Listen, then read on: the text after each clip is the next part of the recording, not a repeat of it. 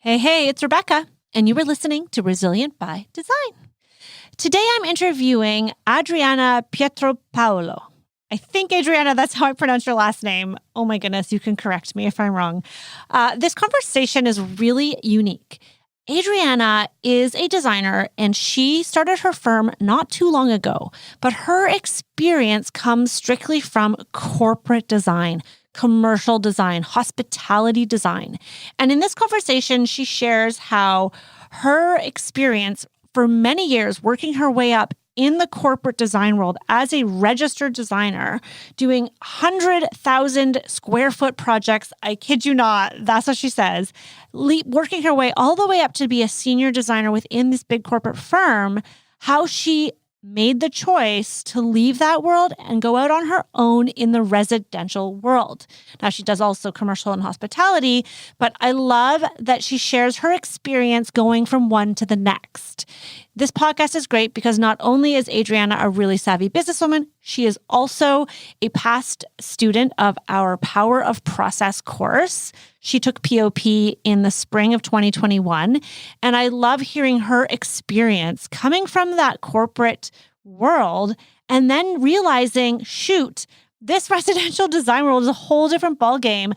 And she took Power of Process to help her figure out exactly what this design world's all about and learn how to establish a process that is client-facing. There's some big takeaways in this episode that I think you guys will really enjoy. And one of the big ones has to do with the learnings and the difference between that commercial or corporate world and the residential world. She talks about imposter syndrome. Believe it or not, even with her experience, she's felt that way. She talks about the power of community and how this podcast, other podcasts, and especially the Power of Process has really helped her build that confidence in her own design journey. So I hope you guys enjoy this episode. Here we go. All right. I'm Rebecca Hay, and I've built a successful interior design business by trial and error, podcasts, online courses, and so many freaking books. Over the last decade, I've grown from an insecure student to having false starts to careers, and now I'm finally in the place where I want to be. Throughout my journey, it's been pretty obvious that I'm passionate about business and helping other entrepreneurs do the same. Each week, I'll share tangible takeaways from my own experience and the experiences of other badass women to help you build your confidence and change your business. You guys know there is nothing I love better than staying in my all-day PJs all day. Abode has launched my new favorite set of buttery soft pajamas that come in 3 fabulous colors: snow, camel, and my personal fave that's on the thumbnail for this podcast, midnight. I feel so put together, whether I'm recording a podcast like this, meeting a client on Zoom, or tucking myself into bed with the kids at story time. And as you all know, I'm a pretty big fan of the classics when it comes to design.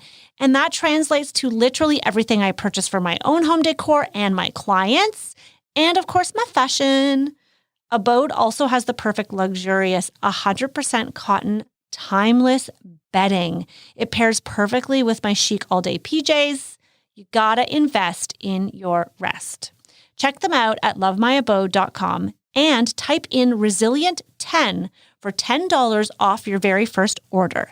Treat yourself to the perfect pair of luxurious all-day PJs and soft cloud bed linens. Well, hello and welcome to the podcast. Wait, is it Adriana or Adriana? I feel like I've asked you this before. No, it's Adriana, but if you want to say it with the real Italian flair accent, it's Adriana, but I introduce myself as Adriana all the time. Love it. Okay, Adriana. Can you maybe, welcome to the podcast, first of all. Can you share with our listeners who you are, what you're all about, and how you came to be here? Thank you for having me, first and foremost. Hello, I'm Adriana Pietropaolo. I am a licensed interior designer here in Toronto.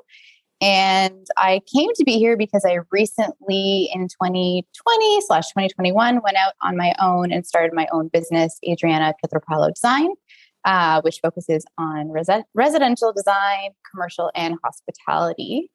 And I found out about you, Rebecca. I don't even know how, through the social media web, and took your Power of Process course last spring, which was really instrumental to me making this jump.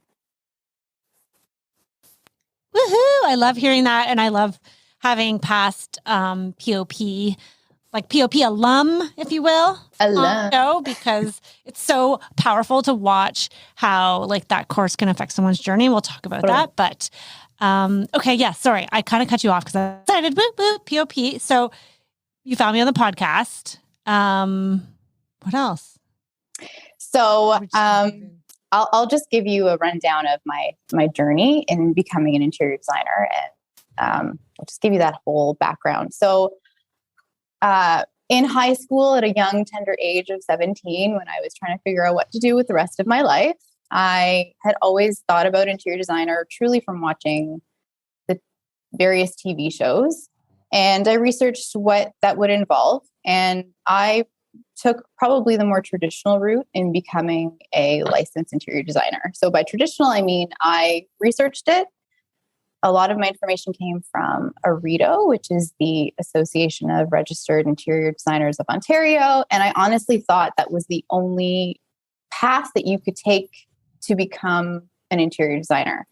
So that meant getting formal education, working under someone who is a certified interior designer or architect for X amount of hours before you then write an examination to certify yourself as an interior designer. So I thought this was like the only way to go and the only way to do it. So I applied my goal was getting into Ryerson School of Interior Design. I got in and I freaked out. I was like, oh my God, I'm putting all of my eggs in one basket.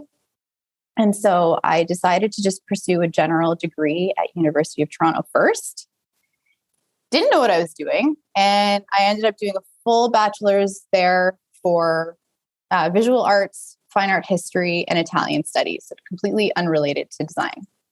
After I completed that, I still felt like I wanted to pursue interior design. So once again, still applied myself thinking I can only do this the one way. Oh my God, I just finished a degree, but I'm going to start a whole other one, went through the whole application process again. And went from there. I was luckily able to transfer a lot of my credits from my first degree over. But anyhow, so while I completed my second degree at Humber and Ryerson, I started interning. I interned first with Gluckstein Interior Design in Toronto for residential design. Then I moved towards Lux Design, another residential firm. And in my fourth year, you have this big thesis project of your choosing, and I needed a mentor. So I seeked out a mentor from a larger architectural interior design studio here in Toronto. And through that, that's how I landed my first, I guess, sort of full-time position as a junior designer in this really large studio. So there I got years of experience and training from a technical point of view, from a construction management point of view, drawing documentation, conceptual development, the whole 9 yards in this very structured, more corporate setting. And I learned so much from there. I had a lot of mentors, and I found myself wanting to focus more on hospitality design. So to clarify, at this particular studio, it was all about corporate design, some hospitality. I was very fortunate to be able to wet my feet in both. I was given really great opportunities to attack specialty food and beverage spaces that were adjoined with office spaces, some hotel work. But I found myself really wanting to focus on hospitality. So I changed it up, switched firms, went to a different studio that only focused on hospitality, and really fell in love with that human experience and connectivity that you get as someone walking into a lounge or a restaurant or a bar and into your hotel room. And so I was there for about a couple of years. And the structures of these studios are large. There's a lot of people that you're working with. There's a lot of hierarchical kind of ladders that you're working within. As I grew as a senior lead, I started to feel a little unfulfilled. I knew early on when I was leading some projects that I liked autonomy. I knew that part of me really liked to be in control. I think that's pretty somewhat typical of the designer Kind of profile. typical of designers. I would just a say little we like bit. to have control. Yeah, just a little. Just a little. So I knew that in myself, but I wasn't sure what that meant. So I'm working at this other studio. Then I'm pregnant. So we're about to have our first child. Okay, like time to relax, time to think about what I'm going to do. We had just moved into a new house. This is now February, 2 years ago, almost to date, 2020. We'd only renovated our bathroom because it was a disaster. And then baby's born in the first week of lockdown, and that's it. I'm like, oh my God, no one's coming over. We're not going anywhere. Basically, it was a blessing in disguise in a lot of ways, but the lockdown and pandemic forced me to really stop and think about what I felt towards design and what I felt towards where I was. Would I be returning back to the same place of work? What did that mean?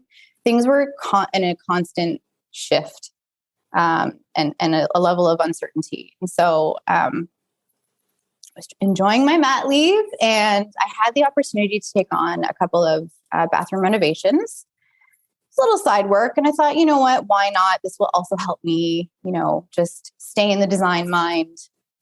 And also, honestly, keep me a little bit mentally sane, like new mom at home, pandemic, not, it was hard. So this stimulated me mentally as well. And so as I was embarking on these renovations, I started to notice a real disconnect between residential world and how designers and contractors and homeowners operate and react to things versus what I was used to in this commercial hospitality world. And I honestly felt like... Is it more emotional? It's not only is it more emotional, it is the Wild West. I just felt like I came from this, experience and years of when you get hired into a big company, you become basically like a machine cog in an already oiled machine. They have process in place, and the clientele, the corporate, entities that come to hire on an interior architectural studio, they know the name of the game. They know the process. It's very defined. It's very formulaic. It's established. It's industry known. And in residential, I honestly felt like, what am I doing? I got serious imposter syndrome, which shocked me a little bit because I had all this experience in the field on different size projects, like 120,000 square feet projects. But I was struggling tackling this, 100 square foot bathroom reno because the contractors all sort of beat to their own drum. The client had no idea what to expect and was given totally crazy budgets for what she wanted in terms of her design aesthetic. And anyway, all of these disconnects that made me start just thinking, and why is there such a disconnect? And I started asking questions about my own experience and what I thought it meant to become a designer, and that route, that path that I thought was the only way that I could take. And I guess this sort of naturally, generated me launching into listening to various podcasts and starting to discover this whole community in primarily Canada of residential designers, including your podcast. And I would just start like listening to these podcasts, and literally while I'm on my little stroller walks in the neighborhood, I'd stop in my tracks and like take my phone and jot down notes from whether it was like a good tip or point of view to take into consideration from another designer, or, it wasn't just all design related podcasts, but everything was just happening all at the same time in my thoughts. And so I was just taking notes down and like, okay, if I did this, like I would do it this way, and, things like that. So as I was doing this, I was also we didn't renovate when we moved in, and our house is still not renovated, but I was trying to find really, DIY budget friendly solutions to transform it into our own as a sort of stopgap, but one that I could feel comfortable and happy to live in until we renovated. So I also started to discover various Instagram accounts of designers, again, a lot locally. because I really wanted to understand the Toronto scene. I felt like I knew the Toronto scene when it comes to these larger studios, but not in the residential realm. So while this is all happening, I was approached by one of my now clients, and I actually worked with him on a really large project. He's in the industry in networking, and he had purchased a new home and he needed help getting it renovated and furnished. And I thought, this is great. Like, cool. Why not? Right? Like, still on mat leave, would love to engage in something like that. So I started doing that. And he's also a business owner. So we would sort of exchange some tips. And then somehow I fell into finding power of process. This was 1000% through social media. 1000%. So I took your course, and it was so eye-opening for me, because you really gave this client perspective, a homeowner's perspective, and how to present to them. I knew how to prepare presentation decks and the whole 9 yards. It wasn't that I wasn't confident about my ability as a designer and being able to bring a project from concept to, right down to construction. It was the marketing, the business ownership, the wearing that huge hat that you don't necessarily, if at all, learn about in school. And so the course really opened my eyes to pare down what my process had already been. I had been presenting a very convoluted process. I say convoluted in the sense that it's true. I say convoluted. Tell us. Yes. Because like I said, when you're in these larger studios, the process is well known amongst the industry. The clients that are approaching you also know these like checks and balances of what to expect.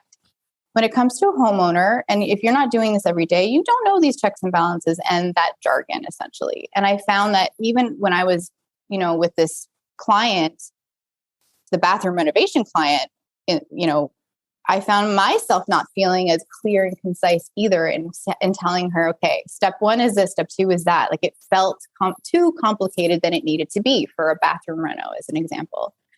So the power of process really helped me pare that down and understand the client perspective big time. That was a big change for me. So while this is happening, we're now into 2021. And I decided I still had all of these thoughts in my head about like the residential experience, the corporate experience, et cetera. And I wanted to start having these conversations with my family, friends, and larger community. I missed that. I missed the social aspect, of course, as we all have during the lockdown. So I decided that one way to do that was to just get out of my own way and create an Instagram account dedicated to design. And that would be my outlet to share my thoughts, perspectives, and experiences, and sort of make this visual mood board, but also bring up these important topics that I wanted to have out there. And I'm a very personal person. So to do this and be more open and show parts of my home was a big deal. But I also realized that if I was going to actually grow this into whatever it might become, you need to have a little bit of vulnerability that way. I think that's what people look for and in some part are very much attracted to. So I started sharing my design thoughts, parts of my home, which I'm still doing. And I've also created this design dump series, which is me having these open and raw conversations about things like, what does it mean to have a licensed interior designer or not? Do you need to be licensed? Or dispelling misnomers and myths about interior design. I do feel that our industry is severely undervalued, like greatly undervalued. It's a profession that's often misunderstood. And I think once I really went through the residential experience, in 2020 and before that, and understanding that disconnect between the two worlds, it just became way more apparent to me. And so anyway, I digress. So interesting. Yeah. Okay, hold that thought there. That's a lot. Please. That's a lot. Yes, it is. Hold on. I want you to pause for a second. I think it's really such a powerful message. So many messages in that. So I just kind of want to like dive into that for a minute. So first of all, I love that. It was so interesting actually to hear you say that was your takeaway from power of process was the client facing side.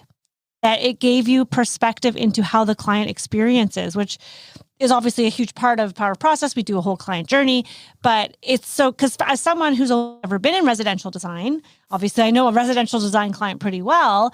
I never thought of it that way, that if you're coming from a corporate, commercial, or hospitality firm, you have not had that client experience. And it is, and I do say and recognize that they're different. But I love that was your takeaway. I'm sure there were many, but that was one of your takeaways from the course, was seeing that sometimes how you do things might make sense to you, but that we're in a service-based industry, and what you do has to translate to the client. And so that client understands it. And we talk about this in Power of Process, but sometimes it's even like kind of the terminology. Like there's a lot of industry talk, like CFA, for example. Clients don't understand half of that. Pinch pleat for the drapes. If I ever use terms like that, my clients kind of look at me and they're like, oh, I don't know what you're talking about. And so there's that fine balance between showing your expertise to the client, but not overwhelming them and confusing them and making them feel like they don't understand. So I think that's such an interesting perspective. I mean, coming from commercial to residential, I'm sure there's a lot of different elements. I also think it's wonderful for you to share, so for being so vulnerable, and you said that, but to share that you had imposter syndrome. Because, anybody listening to this podcast right now is probably like, whatever, you had imposter syndrome, you had all these years, you're a registered interior designer, working for big name firms, doing like, you said 120,000 square foot projects. And it just goes to show that, it doesn't matter your skill set. It doesn't matter where you come from or who you are. We all go through that experience that we sometimes feel like we won't measure up, or we sometimes feel like we can't catch up, or we can't get to where other people are. And I love that you recognize that, and that you're just still continuing to take the step to further educate yourself through courses or creating the Instagram account and putting yourself out there and doing the things, even though you feel sometimes probably like, though you have those years of experience, it sounds like sometimes you feel like you're behind in some ways because you just started your own business. 1,000%. I'm like nodding my head throughout this, everything that you just said. Yes. I didn't want to interrupt, but no, 1,000%. You're put in a process in those structures that it's already set. You're placed within a team. You're not solo.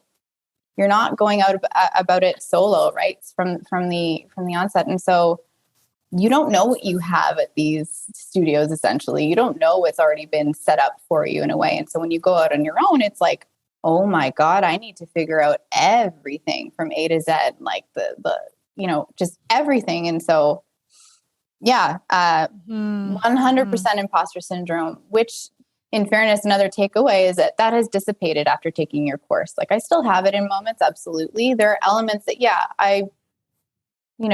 I am catching up because I don't have as much experience under my belt as other residential designers, but also, so what? At the end of the day, I think nobody speaks you, and people come to you and want to work with you based on who you are. It's not always about the end result and project. So totally. Absolutely. I mean, I'd love to sort of dissect that a little bit more.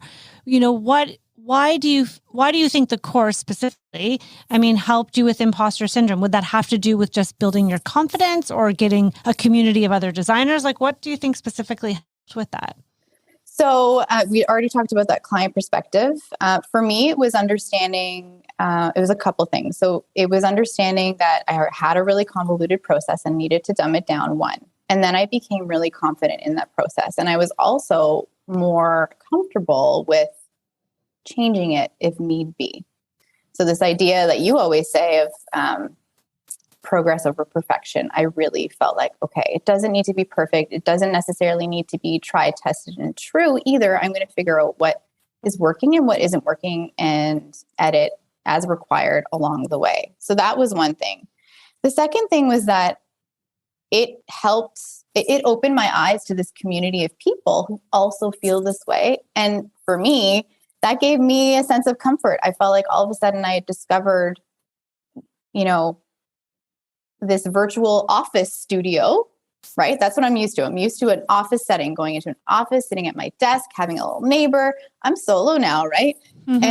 And without that, it can get lonely, and you don't have the person to ask a quick question to right next to you, like, what do you think of this sofa or this layout or whatever?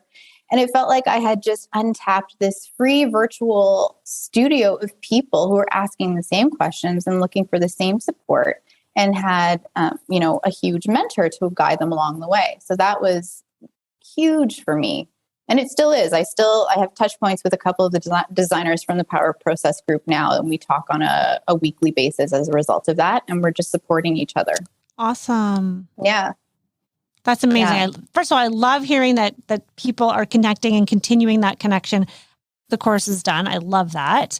But also that you talk about that, the idea you're not alone. Yes. Right? It's like I spent so many years, and this was before, like, things have become very virtual, but when I first started my business, it wasn't as much online. There was Instagram, but it was like you could post some pictures, like it wasn't there. And so I really felt on my own, and, would talk to people when I'd see them at an event. But now there's such an incredible opportunity to connect with other like-minded entrepreneurs. And even if you don't go out of your way to like reach out and talk to someone, just like being a fly on the wall, like I'm sure sometimes in process, like when there's a coaching call, sometimes there's value, even if you're not the one speaking, because you can hear and you see that other people are asking the same questions as you. And you get the answer to the question, but more importantly, at least I think for me, is that seeing that, oh, like I'm not an outsider. I'm not a weirdo for not knowing this thing or not. I mean, I've even shared in the group things that I'm like, oh, like in our designers room coaching, asked a question. It was like some terminology that's industry specific. And I admitted, I said, I don't actually know what that means.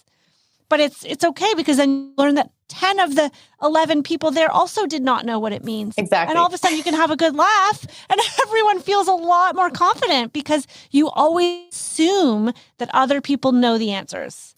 That's and right. That you're out here on this ledge by yourself, all alone. And the power of that online community. Yeah, I love to hear you say that. That's amazing. Yeah. Which, by the way, is false. Anyone who claims to know everything, like, who knows everything? And if you, tell yourself, well, I know everything, there's no point in learning more. Well, I don't know, that you have to keep growing and learning and listening to others, because there's no way that you can know everything. And that's okay. That is nothing to be ashamed of. And asking the questions is really important.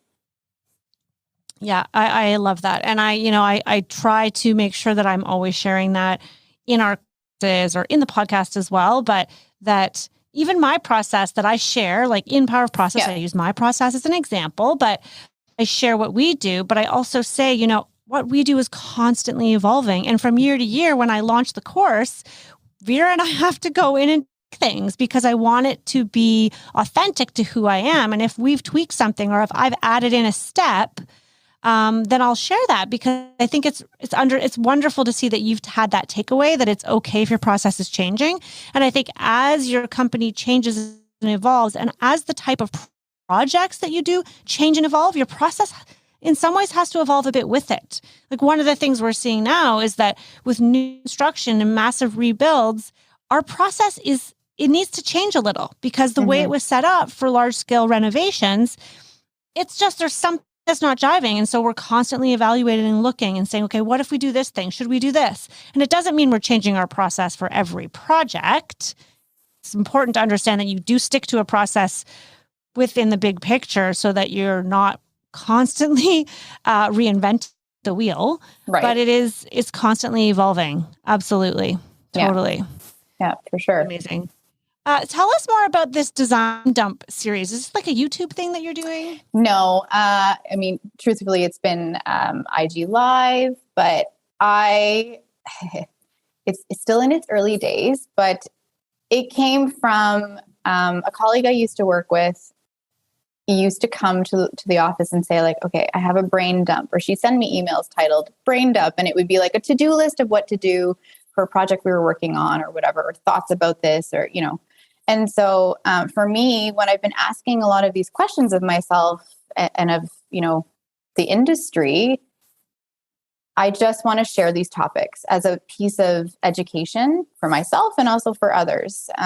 Honesty and transparency and education are basically sort of my own ethos for who I am and how I conduct my business and approach clients, friends, and family. And I want to be really transparent about interior design and the life of a designer, which I think a lot of people often assume is like glamorous and easy and just picking paint colors and this and that. And it has, truth be told, frustrated me. And so I think it's just about, again, giving people more pieces of information to really understand the value of interior design, of interior designers, and helping to dispel and sort of, dispel those myths and the allure of this job and what it actually really means. Because what we do has such a huge impact on people's day-to-day lives. But, you don't see that or understand that unless you've really been through it from the start, from A to Z. So would you say in your opinion, I guess this is the question, what would be the difference between a residential and a commercial client when it comes to valuing the expertise? Or is there a difference? That's a great question. As a corporate client, typically, if it's a hotel owner or if it's someone from a real estate department within a larger corporate group, they understand how much work is involved to take a floor plan and put in all of the functions that they need to have the hotel operate that they want it, how they want the hotel to operate, or how they want this office floor to operate for X amount of employees. And they need to be able to have touchdown spaces and private spaces. Who can, go and make a phone call? What's the user experience the minute they walk through the door? So you're dealing with larger spaces and, larger experiences in a way, if that makes any sense, that you have to make sure that aligns to a brand. There's also there are a lot more people involved. It's not just one client or, one partner and another partner making the decisions and cutting the checks. It's larger groups of people. So there's way more red tape to go through, or there are way more steps and approvals that you need to seek. And so you have to be able to answer to all of these questions to a conference room full of 20 men and sometimes women.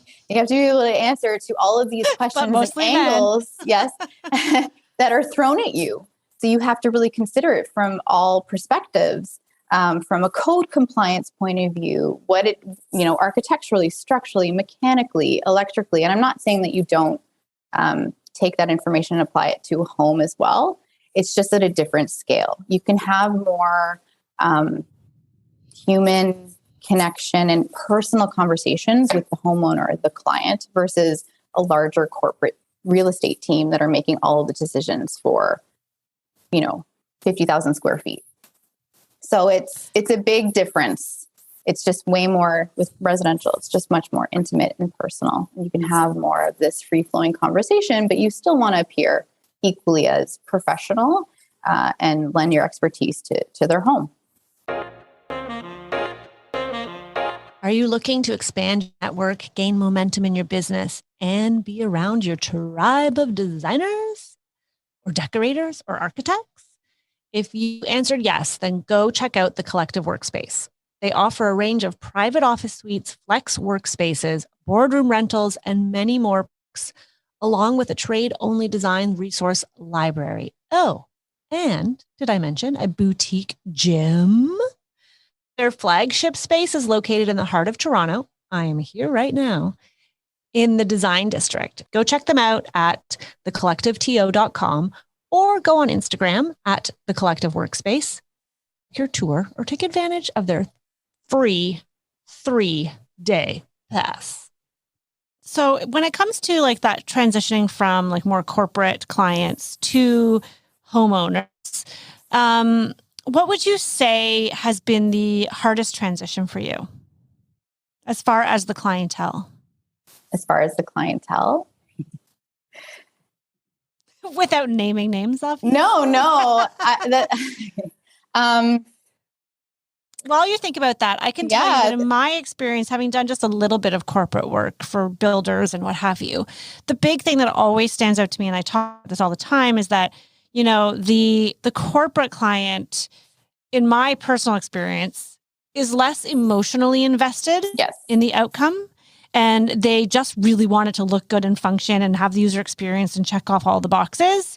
Whereas the homeowner almost cares more about a feeling or a taste or a dislike of plaid, or they kind of fixate on small little details and forget the bigger picture, like the shade of blue. I mean, it's just a little bit lighter than I expected. Like silly things like that that can kind of derail the project. That's been my own experience. The difference, because I always say like, wow, it's like a breath of fresh air working with a corporate client, because you really get a lot more creative freedom and control. And there's less, I find, micromanaging with the design. Now, again, it depends on the type of client, but I'm doing broad strokes generalities here. What's your experience been like? I agree with you. I would also have to disagree with you when it comes to hospitality projects specifically. When an owner comes to you, usually they're already on contract with a hotel brand, but the property is theirs and it becomes personal. So while you have, a Marriott brand, and there's Marriotts all over the world, you have to adhere to their set of standards for the client experience, but what makes that property unique. And so it does actually become very personal to the owner. And so you have to hit those strokes too. No, it's not their home, but they want to make sure that it stands out from the rest. And that's when the concept, that design narrative at the beginning is really important. If you don't nail that on the head, then the planning doesn't even matter. It's really about, okay, what is the story going to be here? And how are we going to have the story be so strong that it guides and informs all of the design decisions. And thus it does become personal. And they still voice things like, you know what, I hate navy blue, or I absolutely do not want this in the project. They'll still voice those things. But to your point, with residential, there are more of those personal hiccups towards, oh, this is what this fabric feels like. And I think and to answer your previous question in terms of clientele, I think really what it comes down to is you're dealing with people's lives as opposed to their jobs. Does that make sense? They're opening the door into their homes, into their day-to-day lives. And now that's obviously blended with work. But it's more personal because it's also, interior design is a luxury design service. And for residential clientele, if they're hiring you as their designer, they know that it's a huge investment. It could be possibly the second largest investment they've made if next to purchasing a home, for example. And so it's their own hard-earned money. And that's the difference between, to me, the biggest difference that I see between a residential client versus a corporate client who they need to, outfit a floor space or renovate a hotel suite, but it's not out of their own pockets. So there's a bit of separation there. Yeah, it's after-tax dollars, right? Yeah. It's savings, after-tax dollars versus a business expense. And I know exactly. I like that you said that about hospitality, because I don't have experience with hospitality, but that makes sense. I think about it like we're building a farmhouse, right? And so for me, it's not hospitality, but it is a different user experience. But it still matters to me that it reflect my brand, it reflect like this vibe, and I want it to be a way, so I can see that. Yeah. But yeah, I think with the financial side of it, I often say to designers, like with a corporate client, they have a budget. Like they have budgeted, let's say, $500,000 for this project. So as long as you fit within it, they're good. Whereas a homeowner is typically hoping to spend as little as they possibly can because it's coming out of their savings. Even if they're prepared to spend what it takes, it's still their hard-earned after-tax dollars. And most of the time, it's not a business expense, they can't write it off. So there is that financial. So the financial component, I'm curious about your experience coming from corporate. I imagine you were not involved in the pricing of a project or the collecting of money from a client in your previous role. but now you have to do that. Yes. What's that experience been like? And I know we talk a little bit about pricing structure in Power of Process and how to price your services. And we definitely talk about, making sure clients understand when they can expect to pay you. I think that's a huge part of a happy client is not getting surprise invoices. Yes. But what's that experience been like? Tell me a little bit that experience of now dealing with the money side and how you are structuring your payment process. Like, did Power of Process help with that?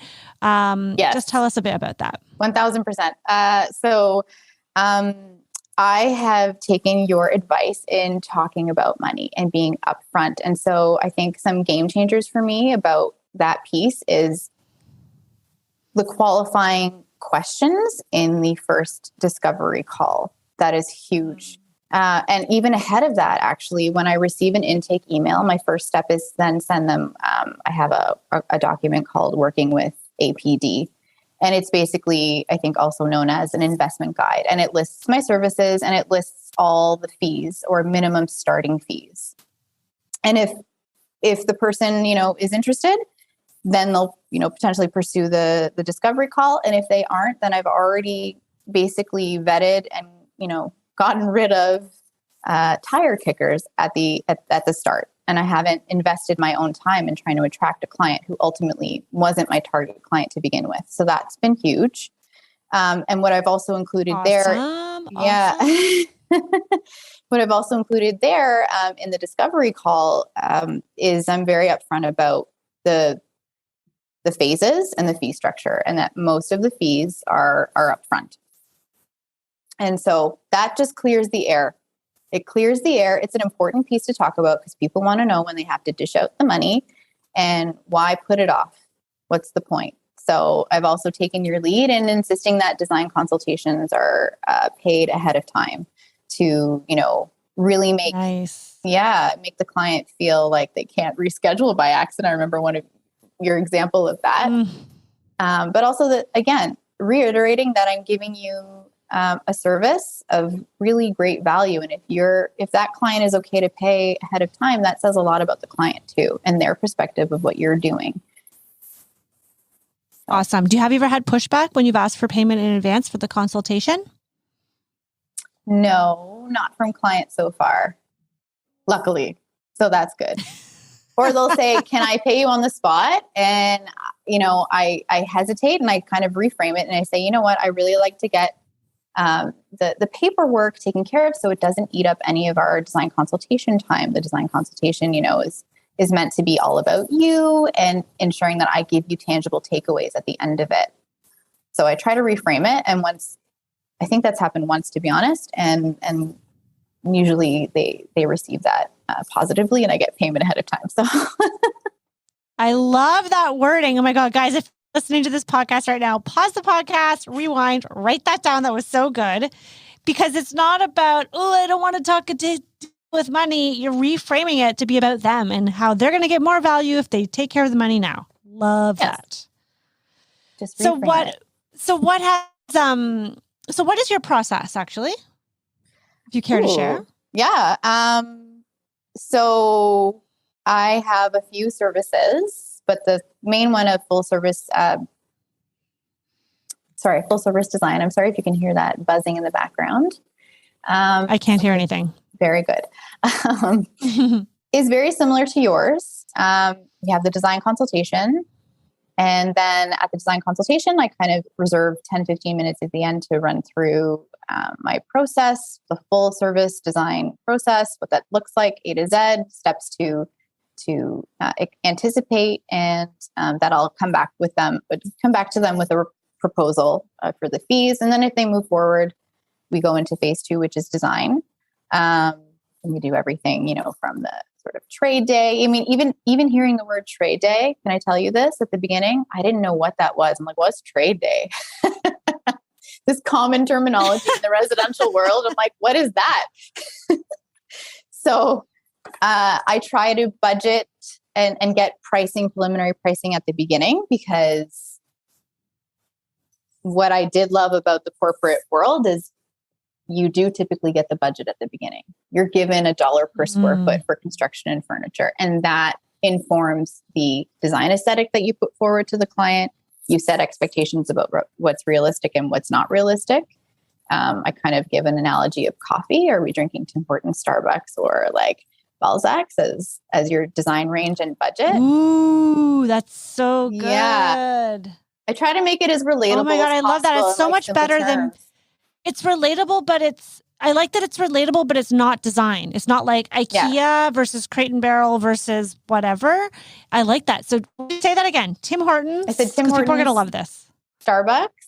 Yep. And this one I like to change up. I think that Balzac's. Or I would equate it to like Rome airport coffee, which a lot of people might scoff and laugh at. But if you get coffee anywhere in any airport in Italy, it'll be like the best coffee ever. So anyway. Love it. Love it. I so love that. I'm totally going to use that. That's amazing. Yeah. I will credit you, of course. Totally. But I would probably say like sipping a coffee like in a plaza in Spain, because I lived in Spain. For me, that would be like the top, right? It's the full experience. It's not just, it's like flying to Spain to have the coffee. That is the full ultimate high-end service. 100%. Exactly. So we go through so you get the budget up front and you figure that out first. Also show schematic plans at that point. In the corporate world, you look for a frozen plan, you freeze the floor plan, and that's when you actually start doing the design work, figuring out the finishes, full detail. Then we go to the design presentation where you present all that. And one thing that I felt was really important to keep for my own process and also for clients is what I like to call the page turn.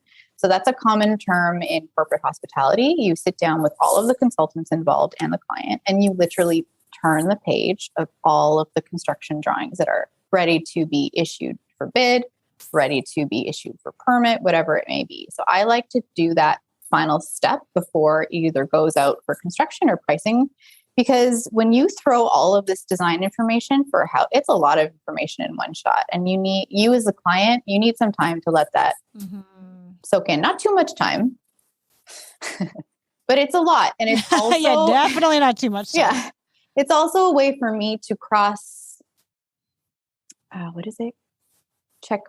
cross my I's, check my T's. I never get that one right, but dot my I's and cross my T's. Thank you. And set the expectation and make sure that the client is fully aware in those documents that they also get, they know to expect. If one day you're not around on site and something's being built, I know where to go. I can check the construction documents. It's also a way of ensuring yourself. The drawings that you produce or the furnishing proposal that you produce is also sort of a binding contract that you need to be able to reference and resource, and the client should be able to do that as well. So that's the final stage of phase 2 design, and then we go into phase 3. Do you find that challenging before we get into phase 3? So for the phase 2 design, do you find it challenging to go through the construction drawings with a client, like page by page? Do they understand what they're looking at? Because I know sometimes with a residential client, because I want to clear here on the podcast that just because the client looks at the drawings and says, okay, it doesn't mean that they can't come back and say, well, this, that, and the other, because let's be honest, that's not their area of expertise. So it's hard sometimes. Do you ever encounter that resistance? I wouldn't say I counter resistance. I think what I try to do when I go through the page turn is, if there were major points of discussion during the design presentation, or, I like this, but can we tweak that? I will make sure that I readdress those talking points or those, mini collaboration session that we just had in their design presentation, and say, okay, I heard you, and here's how we changed it in the construction drawing. So here's what to expect. We address that concern. And I sort of do it depends on the size of the project, of course. If it's like a 50-page construction document, that's way too much to go into that level of detail with a client. But I still like to highlight, you should be able to find these drawings on site. Here's where we made this change in your kitchen. Just confirming that we're going with this rug. Here's the new price, like whatever it may be. And just high level going over those things that clearly were really important to them at the time of the design presentation, to show them that we've addressed it. It's here. It's correctly and accurately captured. So there shouldn't be an issue in theory. So the page turn is after the presentation. Correct. That's where you're showing, if they've asked for a couple of tweaks, revisions, can you source another chair? It's that final opportunity, that final look over of everything. But it's not the same as this full-blown, beautiful design presentation. It's not the same setup. It's saying, here's the final package that you're going to get priced on. If the pricing hasn't already been, confirmed already. Here's what awesome. So I love that. Yeah. So that's phase 2. So then you move into phase 3, which is what? Execution.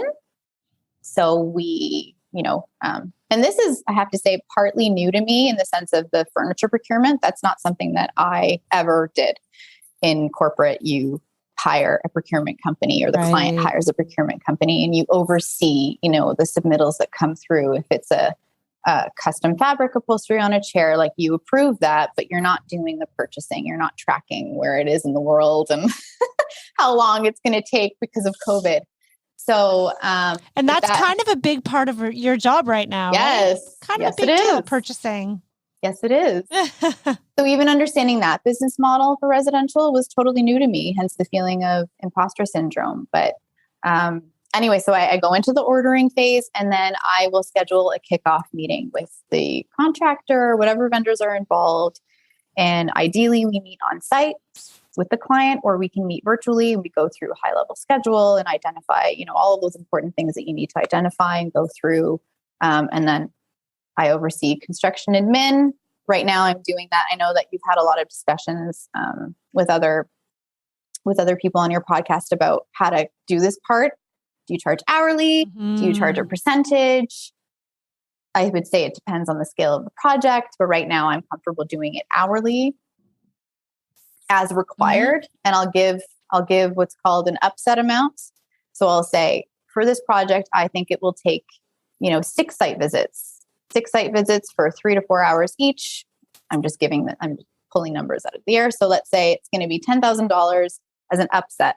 That doesn't mean you're billing the client $10,000 right off the bat. That means that you have $10K in your mind, and you're going to track your hours, your hourly rate, as you've been going to site, and you're only going to bill the client at that hourly rate. And if you come close to 10K and it's only, halfway through construction, you're going to let the client know, you know what, sorry, not sorry, you shouldn't apologize, but I apologize too much. That's me. Because maybe they've changed something along the way that has eaten up a lot of your time on site and that original proposed fee that you approximated. So you just warn them that you're coming close to that upset, and it's likely going to be beyond that, and just get their sort of okay. So I still do it. Do you collect any money? Do you collect money like a retainer towards those hours? I do. Yeah. 75% usually. And then in the rest, so you take 75% of that expected 10K. Yeah. And then of course, if it took way less, let's say it took half, which it never takes half, but it's always more than half. When does it ever take less time than we think? Ever in the world? Never. Like never. That doesn't happen. No. It's impossible. I like to shoot for the reveal day, which is so hard to do in COVID times. That would be the next step. And then you reconcile the retainer and all of those deposits at the end. And I like to try and give, if not, I used to give physical binders of everything, of specs, warranties and stuff like that. I usually now just give a soft copy to the client as a nice closeout and stuff like that. So. Awesome. I love it. So how are you finding this, sort of new process compared to commercial? Like, is it flowing well? Is it jiving? Does it make you feel more confident? Like, how does it feel to have this process? Do clients comment on it? I'm curious. I feel way more confident about it because I just feel good about it. I have structure. They have structure, and they know what to expect. And one thing that I have also kept in mind is if a client comes back and says, I'm not sure what's going on, like what's happening next, then I've failed. I've taken that from you too. And it's because they are not used to this. They don't live this day in, day out like, corporate clients that I'm used to do. So it is my responsibility to be transparent, educate them, and communicate with them every step of the way. even as far as how often I'm communicating with them.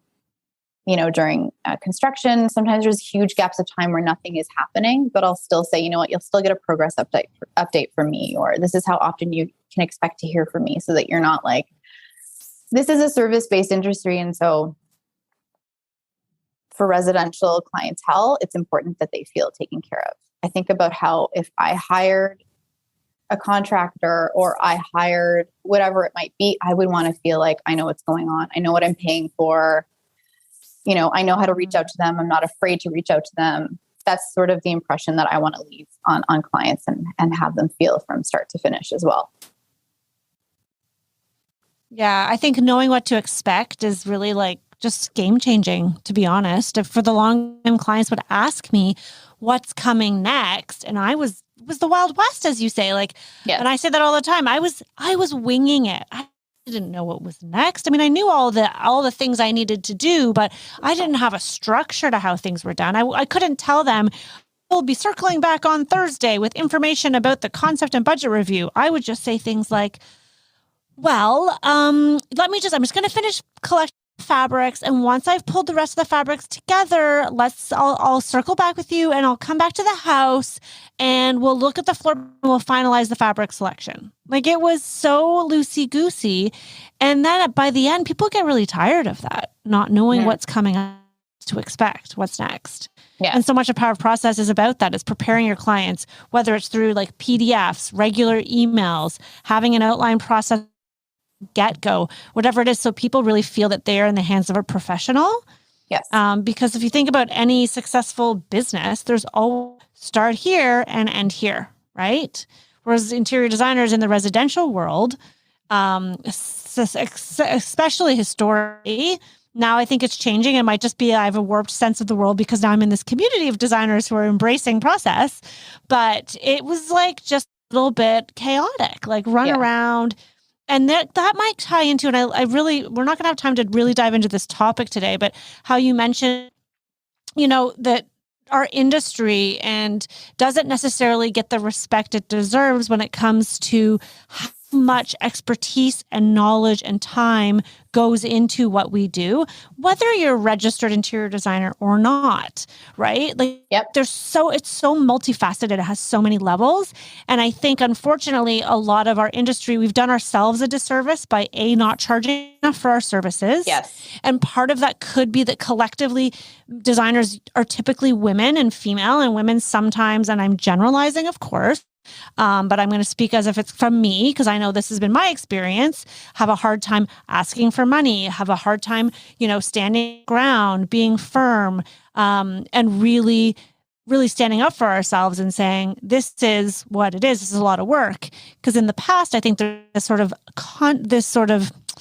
I don't know what the word is, but this impression that designers, you're right, run around and pick paint colors, and then we pick fabric, and it's kind of like in the movies with Martin Short in Father of the Bride. Is that the movie? I think so. Right? It's like a side hobby. Yeah, side hobby. Like, here's your nursery that's $50,000, which in the 80s was probably like $1 million. Yeah. Gosh. But I mean, I think it's a really fascinating topic, but I do think hopefully we are helping our industry by acting as professionals, establishing companies that have processes and that are acting professionally. I think it makes a big difference. And the more of us that do that, the more we're really helping to support and each other up. Yes, absolutely. That is a whole other topic that I could go on at length for, but I feel very strongly about it, that we have and continue in some ways to do a disservice to ourselves. And I wonder why there's such a disconnect between the corporate world and the residential world. And I feel like I want to bridge that. I feel like it shouldn't be this isn't the first time I've referred to it, or I've heard you refer to it as wild, wild west. It shouldn't be this way. And because of that, there's just so much variability. And, it's not respected as much sometimes. Their television might have a little bit to do with that as well. 100%. But keep saying that today. The perception on TV is a little bit different. Yeah, that it just happens. Yeah. That's a whole other topic. That is a whole other topic. Yeah, exactly. All related. Anyway.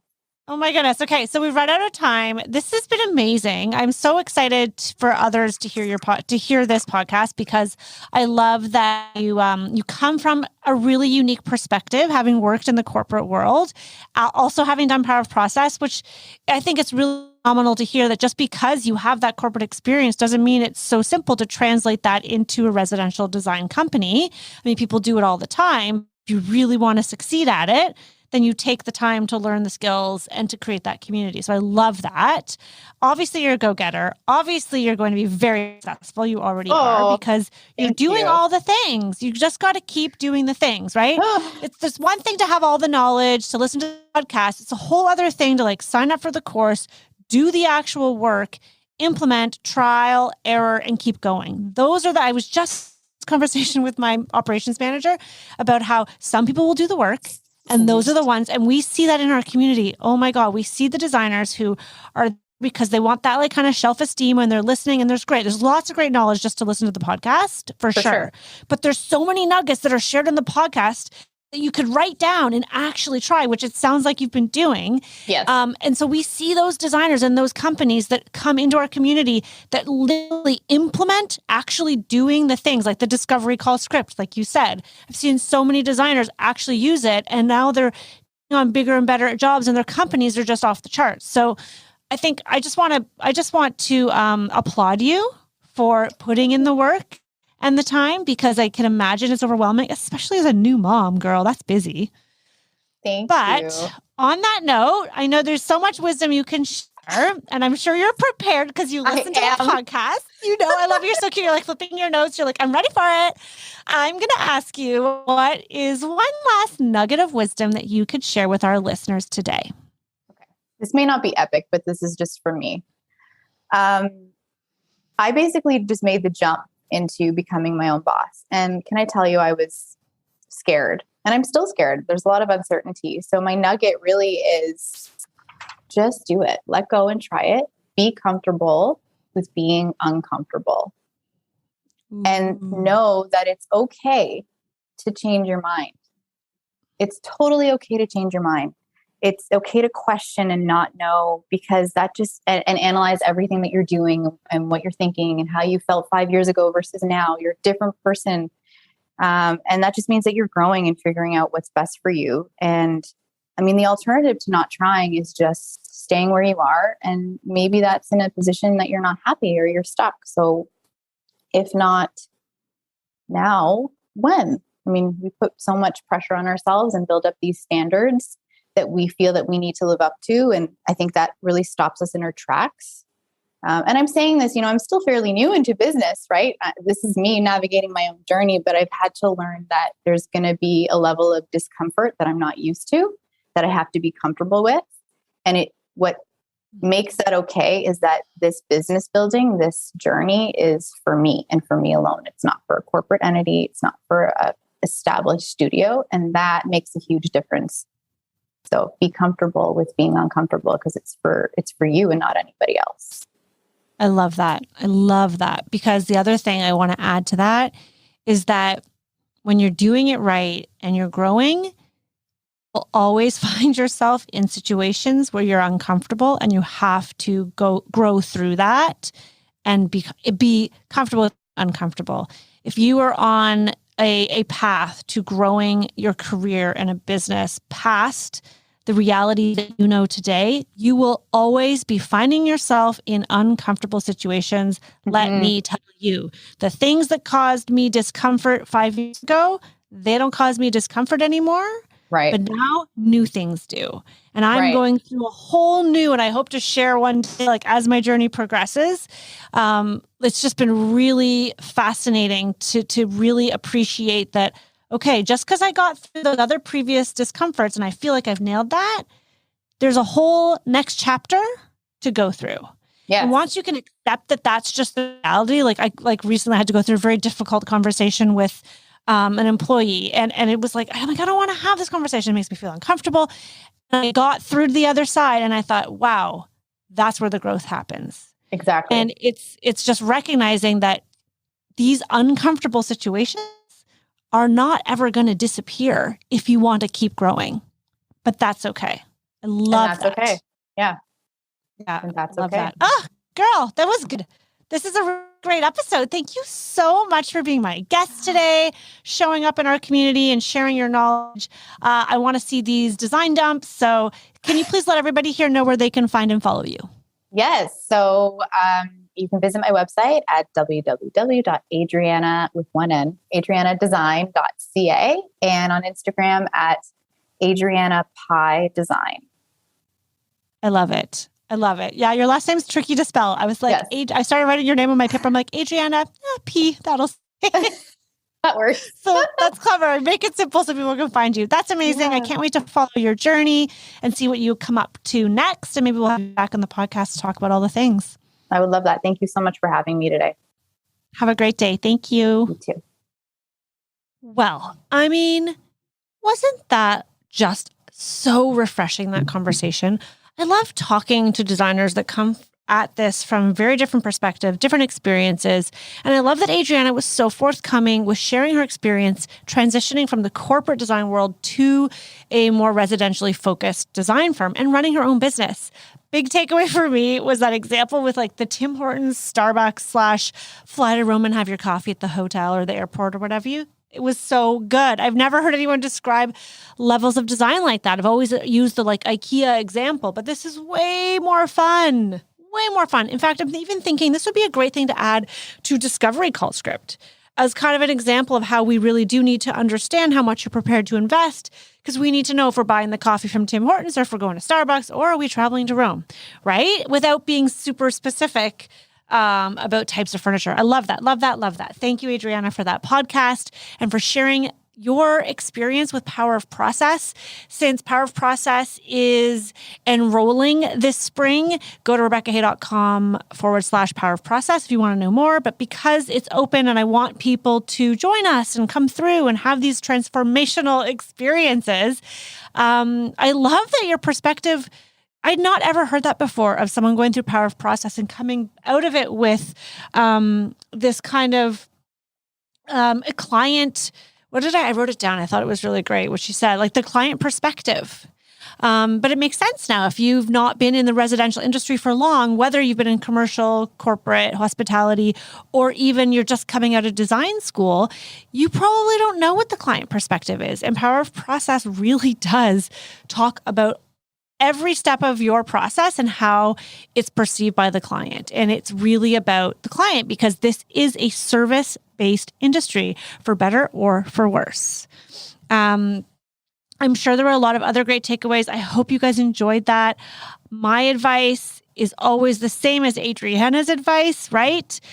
Doesn't have to be perfect. It just has to start, right? Progress over perfection. But remember that you are going to be uncomfortable as you grow in your own personal development and in your company development and the growth, as well as you just need to get comfortable with that discomfort. I love that nugget of wisdom. Love it. I hope you guys enjoyed this episode. I hope to see you inside Power of Process. We do only do this once a year.